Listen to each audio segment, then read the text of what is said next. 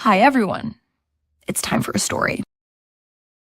This story is titled, I, female 44, hired an investigator and have discovered my husband's male 47 affair and sex addiction. What on earth do I do next? My husband, male 47, and I, female 44, have been married for just over a decade, and it has been, for the most part, a loving marriage centered around our two beautiful children. Of course, I've had grievances. He travels a lot for work, is constantly glued to his phone, and sometimes would abruptly pop out for errands that he has always been incredibly vague about. Initially, these didn't concern me too much. He has a very demanding job that has allowed us to have a lifestyle I never thought possible, meant that I could leave work to be with the children, take us on wonderful holidays, and send the children to a great school. I always felt that complaining to him about his work, phone, computer, and random emergencies would be so selfish considering everything he does for us. However, 2 weeks ago, I started getting really suspicious after I had found a condom in the inside pocket of his blazer. There was no reason for him to have it there as we only ever have sex at home, and frankly, it isn't something we do as often as we used to. This prompted me to do something I never thought I would do, but I found an opportunity to get into his phone when he wasn't looking. I'm not sure what I was looking for. I first looked at his photos but couldn't find anything. Then I thought I would check his messaging apps.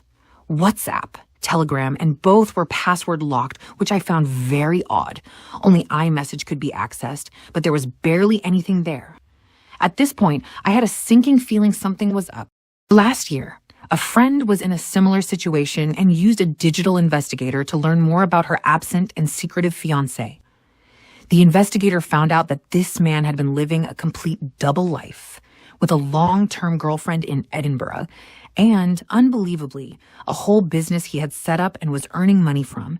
She had no idea about the business or all the money he was earning from it, and no doubt spending on his girlfriend. I asked for the investigator's details and requested that they pull together anything and everything they could find about my husband. The investigator spent about a week digging online and came back to me with a report that changed my life forever.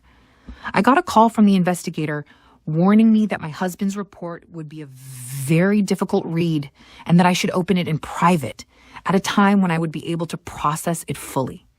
Since I received it, I have barely been able to eat, sleep, properly take care of the kids, or speak to him, and yet he is so absent-minded he doesn't even realize something is wrong.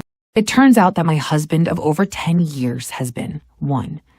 Having an affair with a woman 15 years his junior. 2. Financing this woman's lifestyle and her failed business venture. 3. Attending sex parties with her where they have sex with other partners. 4. Posting in a revolting online sex forum, including pictures of his genitals, and details his addiction to porn and escorts to his creepy online friends. And 5. Based on these posts online, has clearly been spending thousands on escorts as far back as 7 years ago. I have no idea where to go from here. I don't know what to do. I have no idea how to confront him about this or if I should see a lawyer first. I know the obvious decision is to simply divorce, but our children are 9 and 7. I have loved him since we first met 14 years ago, and I know that I have a place in his heart too, in spite of these actions.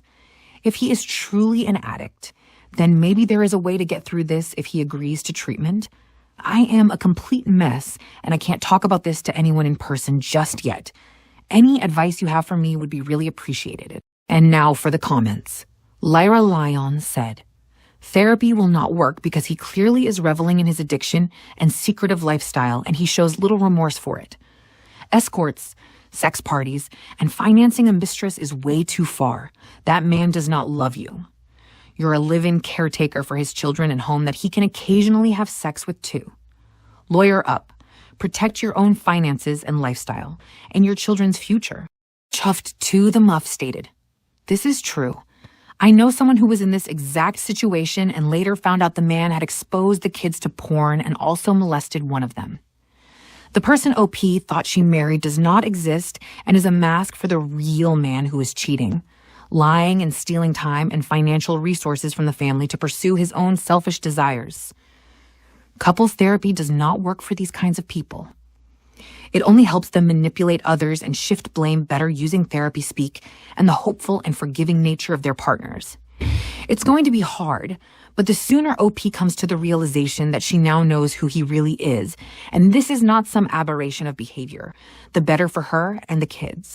Buddy Inevitable 638 says, 1. Talk to a lawyer before you do anything 2.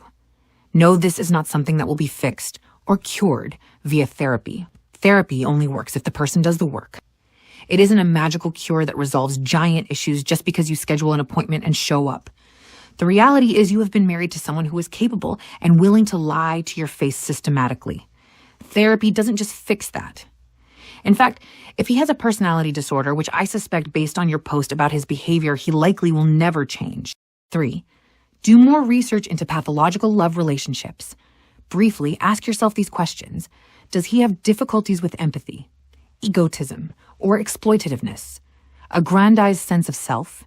Distorted perceptions of self and others, self-serving, boundary violations, blame shifting, low remorse, low accountability, motivated by power, control, personal gain. Just a brief place to start exploring who you are actually married to. 4. Talk to a lawyer and a therapist before doing anything, someone who specializes in pathological love relationships ideally. And now for the update, 6 weeks later. This is an update to my original post from around a month ago. Firstly, I'd just like to thank almost every single one of you who has commented to leave me advice or message me privately. I took a lot of advice on board, especially legally speaking, and this has proven to be of great benefit. I apologize for my long absence and lack of replies. I hope the update below can explain it. I chose to wait until after New Year's as I did not want to rob the children of one last Christmas and New Year's holiday as a family. In the meantime, I researched solicitors and sought recommendations from trusted friends. Rather humiliatingly, I did, after much urging on this website, also schedule and go through with an ST I test.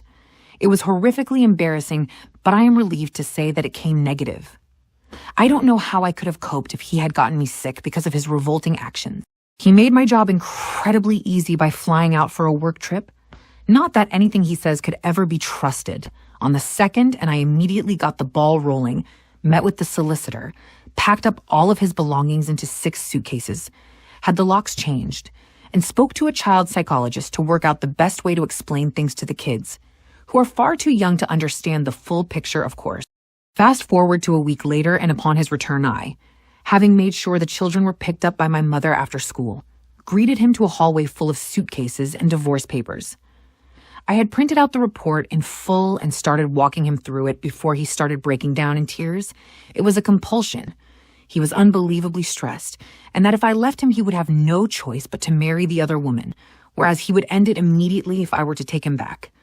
This last part was truly the nail in the coffin.